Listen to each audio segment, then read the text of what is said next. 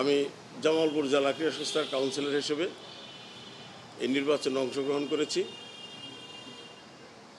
ইতিপূর্বেও বিগত ফ্যাসিস্ট সরকারের সময়ে আমাকে কাউন্সিলর হতে দেওয়া হয়নি।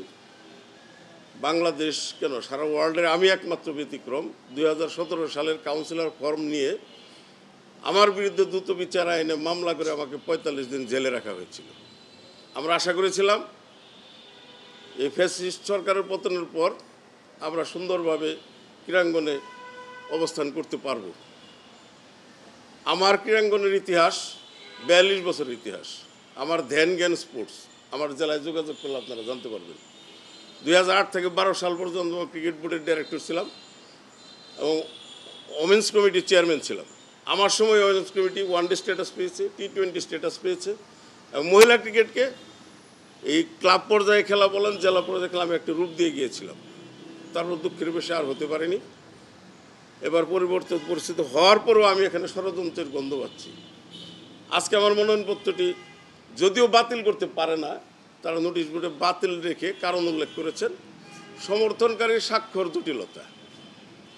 ওনারা বলছেন সমর্থনকারী স্বাক্ষর ফর্মের স্বাক্ষরের সাথে মিল নেই, কিন্তু ওনারা আমাদেরকে কোনো আচরণবিধি দেন নাই।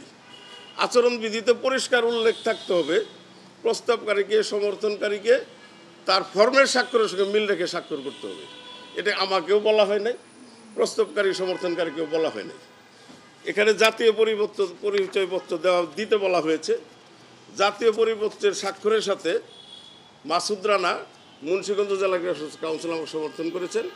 ওনার জাতীয় পরিচয়পত্রের স্বাক্ষরের সাথে আমার ফর্মের হুবহু স্বাক্ষর মিল রয়েছে, আপনারা দেখতে পারেন।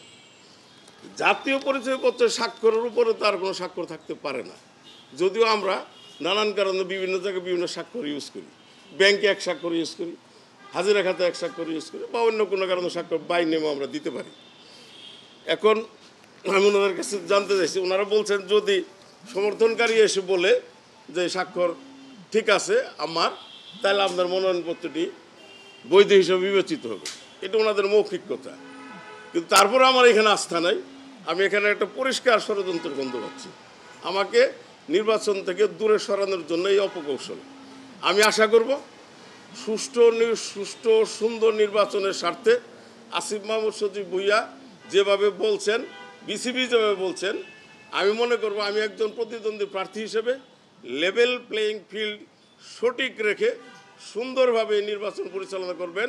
এবং আমার সমর্থনকারী যদি এসে প্রমাণ করে যে এটা আমি সমর্থন করেছি, আমার মনোনয়নপত্রটি বৈধ বলে গ্রহণ করে আমাকে সুন্দর নির্বাচনে পরিপাটি নির্বাচনে অংশগ্রহণের সুযোগ দিবেন।